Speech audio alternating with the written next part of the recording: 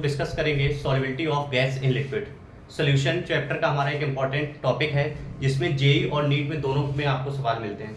कभी वो आपसे पूछता है गैस की सॉल्युबिलिटी बताइए लिक्विड में कितनी होगी, कितने प्रेशर पे बढ़ेगी या घटेगी, तो उन सब की बात करेंगे। सॉल्युबिलिटी ऑफ गैस डिपेंड किस पे करता है, टेम्परेचर पे डिपेंड करता है, हमारे पास प्रेशर पे डिपेंड करता है, उसको हम लोग एक्सप्लेन करेंगे आज के टॉपिक में। तो टॉपिक है हमारे पास solubility of gas in liquid.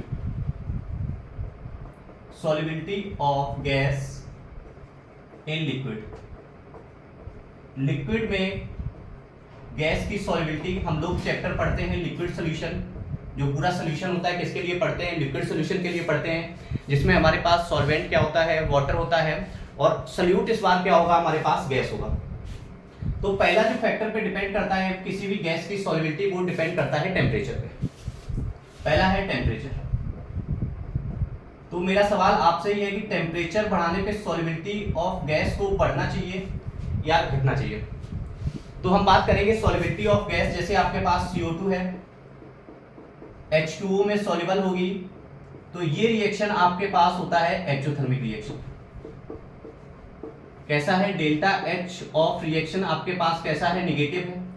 मतलब डेल्टा H निगेटिव है, इसका मतलब आपके पास प्रोसेस कैसा है, एक्सोथर्मिक है। और चूंकि प्रोसेस एक्सोथर्मिक है आपके पास, तो जैसे ही आप टेम्परेचर बढ़ाएंगे और आपने टेम्परेचर को राइज कर दिया अकॉर्डिंग टू ली चैटियर, टेम्परेचर बढ़ाने पे reaction moves in endothermic direction.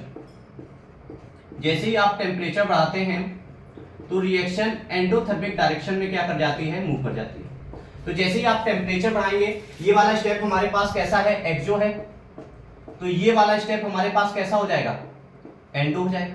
तो जैसे ही टेम्परेचर बढ़ाओगे तो आपके पास रिएक्शन किस तरफ आ जाएगी, बैकवर्ड डायरेक्शन में आ जाएगी। और जैसे ही रिएक्शन आपके पास बैकवर्ड डायरेक्शन में आ गई तो टेम्परेचर बढ़ाने पे आपके पास सॉल्युबिलिटी क्या करती है, किसी भी गैस की सॉल्युबिलिटी डिक्रीज हो जाती है। इसीलिए वो एक कॉमन एग्जांपल कहा जाता है कि जो एक्वेटिक लाइफ होती है, जैसे हमारे जो लिविंग ऑर्गेनिज्म हैं जो वाटर में रहते हैं, उनकी फेवरेबल कंडीशन कब होती है, जब टेम्परेचर क्या होता है, लो होता है। तो जब टेम्परेचर लो होता है आपके पास, किस सीजन में टेम्परेचर लो होता है, विंटर्स में, तो वहां पे गैसेस की जो सॉल्युबिलिटी है, ऑक्सीजन की जो सॉल्युबिलिटी है, वो लिक्विड में क्या होती है, बढ़ जाती है, जिससे एक्वेटिक लाइफ कैसी होती है, आराम से सर्वाइव करती रहती है, उनको कोई दिक्कत नहीं होती। जैसे ही समर आता है आपका, तो सॉल्युबिलिटी ऑफ गैस क्या होता है, घट जाती है, ऑक्सीजन की सप्लाई प्रॉपर नहीं हो पाती है, तो एक्वेटिक लाइफ कैसी होती है, डिस्टर्ब होती है। तो ये है पहला फैक्टर, टेम्परेचर पे डिपेंड करता है। दूसरा फैक्टर है हमारे पास प्रेशर। तो पहला फैक्टर जो हमने देखा उसमें टेम्परेचर के बढ़ाने से सॉल्युबिलिटी क्या हो गई, रिड्यूस हो गई, घट गई। कोई गैस है एक पर्टिकुलर टेम्परेचर पे, मान लीजिए आपके पास O2 है, इस टेम्परेचर 25 डिग्री सेल्सियस पे सॉल्युबिलिटी आपके पास S1 है। वही O2 गैस अगर आपके पास 35 डिग्री सेल्सियस पे होगी, उसकी सॉल्युबिलिटी S2 होगी। तो जैसे ही आपने टेम्परेचर बढ़ा दिया तो वो आपसे पूछता है S2 एंड S1 में कौन बड़ा होगा। तो जैसे ही आपने टेम्परेचर बढ़ा दिया तो सॉल्युबिलिटी आपके पास क्या हो गई होगी, रिड्यूस हो गई होगी। तो S1 मतलब लो टेम्परेचर पे आपके पास सॉल्युबिलिटी क्या रही होगी, ज्यादा रही होगी। ठीक है, क्लियर। अब दूसरा फैक्टर है हमारे पास टेम्परेचर। टेम्परेचर वाला पहला फैक्टर हो गया। दूसरा है हमारे पास प्रेशर। प्रेशर का सॉल्युबिलिटी ऑफ गैस पे क्या इफेक्ट पड़ता है, इसको एक्सप्लेन किया था हेनरी ने। इसी में हम लोग डिटेल में पढ़ेंगे हेनरी लॉ। ये भी क्या बताता है, solubility of gas, it explains about solubility of gas in liquid at constant temperature. जो पूरा हेनरी लॉ पढ़ेंगे वो कांस्टेंट टेम्परेचर पे डिपेंड होगा। Temperature through out the process हम लोग कैसा रखेंगे, कांस्टेंट रखेंगे। टेम्परेचर हमारे पास वेरिएबल फैक्टर नहीं होगा। टेम्परेचर को आपने क्या कर दिया, कांस्टेंट कर दिया। तब प्रेशर के साथ सॉल्युबिलिटी ऑफ गैस कैसे वेरी करती है उस पर बात करेंगे। तो इतना नोट हो गया आपका। अब हम लोग बात करेंगे डिटेल में हेनरी लॉ पे। तो स्टार्ट करते हैं हेनरी लॉ, नोट कर लीजिए इतना। अब देखिए, तो हेनरी लॉ में है हमारे पास पहला पॉइंट, जैसे जैसे आप मास प्रेशर पे डिपेंड करता है। ये क्या है, mass of gas dissolve in liquid और P क्या है हमारे पास, पार्शियल प्रेशर ऑफ गैस। ये है पार्शियल प्रेशर ऑफ गैस। जैसे जैसे आप पार्शियल प्रेशर बढ़ाते जाएंगे, मान लीजिए आपके पास एक गैसियस वो लिक्विड है आपके पास सॉल्वेंट, और उसमें आप गैस की सॉल्बिलिटी को देखना चाहते हैं, तो आप पार्शियल प्रेशर जो गैसेस हैं उनका क्या करते जा रहे हैं, इंक्रीज करते जा रहे हैं। और जैसे जैसे आप पार्शियल प्रेशर को बढ़ाएंगे तो जो प्रेशर ऊपर से आप गैस पे लगा रहे हैं तो सॉल्बिलिटी ऑफ गैस लिक्विड में क्या हो जाएगी, बढ़ जाएगी। और जैसे सॉल्बिलिटी ऑफ गैस लिक्विड में बढ़ जाएगी, इसी को कौन एक्सप्लेन करते हैं, हेनरी। कहते हैं कि मास गैस का उतना ही डिजॉल्व होगा जितना आपके पास क्या होगा, पार्शियल प्रेशर। तो यहां से प्रोपोर्शनैलिटी को हटाते हैं तो हम लिख सकते हैं यहाँ पे m इक्वल्स टू के एच इंटू पी। तो यहां से आ गया के एच क्या है, इसको बोलते हैं हम लोग हेनरी कांस्टेंट। के एच है हमारे पास हेनरी कांस्टेंट, ठीक है। तो पहला फॉर्मूला हमारे पास हेनरी लॉ का ये आ गया, m इक्वल्स टू के एच इंटू पी। बात करें यूनिट ऑफ के एच की यूनिट क्या हो जाएगी हमारे पास, यहां पे हो जाएगी ग्राम एटीएम इनवर्स। दूसरा तरीका क्या है हमारे पास, किसी भी गैस की सॉल्युबिलिटी उसके पार्शियल प्रेशर पे डिपेंड करती है। मान लीजिए आपके पास पार्शियल प्रेशर आपने बढ़ा दिया, तो किसी भी गैस की जो ये क्या है, solubility of gas, solubility of gas in liquid किस यूनिट में होगी, मोल पर लीटर। मोल पर लीटर में देखें किसी भी गैस की सॉल्युबिलिटी ज्यादा होगी अगर आप पार्शियल प्रेशर को क्या रखते हैं, ज्यादा। ये क्या है, partial pressure of gas. Partial pressure of gas को आप ज्यादा रखेंगे तो आपके पास सॉल्युबिलिटी क्या आ जाएगी, ज्यादा आएगी। फिर से यहां से हमारे पास आ जाएगा S इक्वल्स टू के एच इंटू पी। फिर से के एच क्या है हमारे पास, के एच हो जाएगा हेनरी कांस्टेंट। जो के एच है हमारे पास उसकी वैल्यू क्या हो जाएगी, ओ सॉरी क्या के एच क्या है, हेनरी कांस्टेंट है। अच्छा यूनिट ऑफ के एच पे बात करें, यूनिट ऑफ के एच पे बात की जाए तो ये आपके पास हो जाएगा मोल लीटर इनवर्स, और ये हो जाएगा आपके पास एटीएम इनवर्स। ये आपके पास यूनिट हो जाएगी। तो वो आपसे सवाल पूछते हैं कि मान लीजिए आपके पास सॉल्युबिलिटी S1 थी जब प्रेशर आपके पास कितना था, P1 था। सॉल्युबिलिटी आपके पास कितनी हो जाएगी जब प्रेशर को आप चेंज कर देंगे, तो यहां से हम लोग निकाल लेते हैं S1 upon S2 equals to P1 upon P2। तो अगर आपने पार्शियल प्रेशर को बढ़ाया होगा तो सॉल्युबिलिटी आपके पास क्या हो गई होगी, बढ़ गई होगी। और अगर आपने पार्शियल प्रेशर को रिड्यूस कर दिया होगा तो सॉल्युबिलिटी क्या हो गई होगी, आपके पास कम हो गई होगी। तो ये दो पॉइंट हमारे पास क्लियर हो गए। अगला तीसरा पॉइंट क्या आता है, इतना हो गया, देखिए आगे। थर्ड पॉइंट कहता है हमसे कि किसी भी गैस की सॉल्युबिलिटी या जो आपके पास मोल्स ऑफ सॉल्यूट है और मोल फ्रैक्शन ऑफ सॉल्यूट है वो ज्यादा होगा जब आप प्रेशर को क्या कर देंगे, ज्यादा। थर्ड है हमारे पास partial pressure is directly proportional mole fraction of solute. जितना ज्यादा आप पार्शियल प्रेशर बढ़ाते जाएंगे, सॉल्यूट का जो मोल फ्रैक्शन है किसी भी लिक्विड में वो क्या होता जाएगा, आपके पास जो गैस सॉल्यूट है उसका मोल फ्रैक्शन आपके पास सॉल्यूशन में क्या आता रहेगा, ज्यादा आता रहेगा। तो देखो हम यहां से कह सकते हैं P इक्वल्स टू, ये P क्या है हमारे पास, फिर से पार्शियल प्रेशर ऑफ गैस है। P है पार्शियल प्रेशर ऑफ गैस, ये हो गया पार्शियल प्रेशर ऑफ गैस। ये मोल फ्रैक्शन सॉल्यूट क्या है, तो ये हो जाएगा हमारे पास मोल फ्रैक्शन ऑफ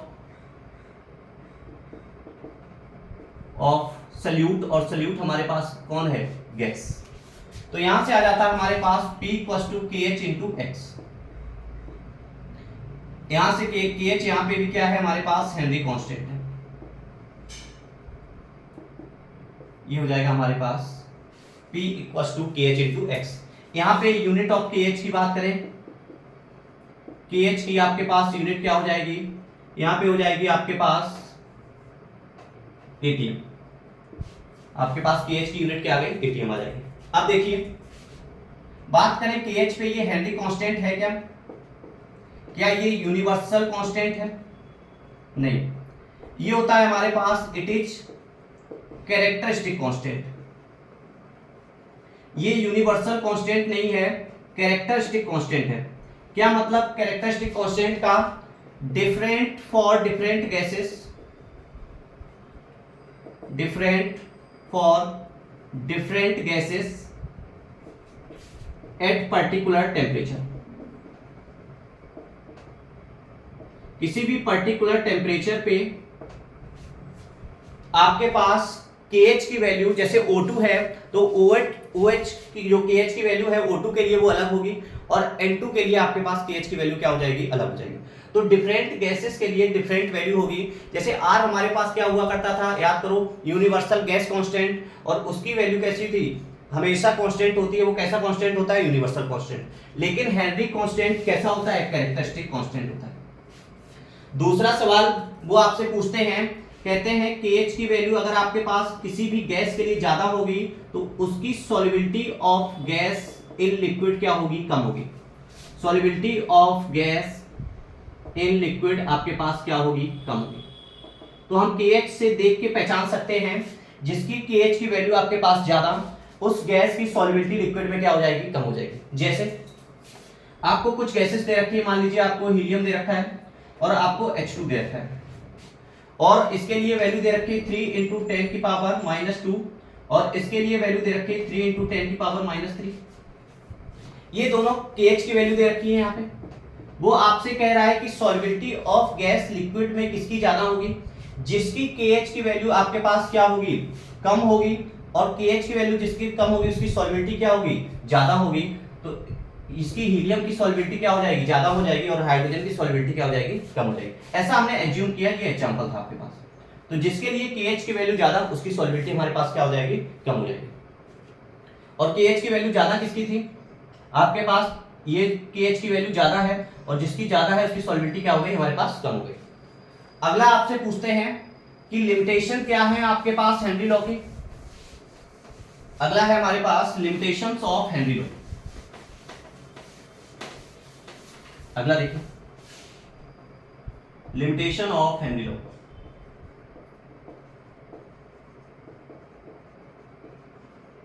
कुछ लिमिटेशंस को समझ लेते हैं। पहली लिमिटेशन है pressure is not too high. Pressure जो आपका है वो बहुत ज्यादा नहीं होना चाहिए। अगर आपका प्रेशर बहुत ज्यादा हो जाएगा तो फिर प्रेशर आप बढ़ा देंगे तो गैसेस की सॉल्युबिलिटी क्या हो जाएगी, आपकी ज्यादा हो जाएगी। दूसरा, टेम्परेचर तो हमारे पास कांस्टेंट ही था। तीसरा है gases should be non reactive. जो हमारे पास गैसेस को आप ले रहे हैं वो कैसी होनी चाहिए, नॉन रिएक्टिव होनी चाहिए। रिएक्टिव गैसेस नहीं होनी चाहिए आपके पास। जैसे आपके पास मान लीजिए एग्जांपल के लिए आपने क्या लिया, आपने जैसे अमोनिया ले लिया।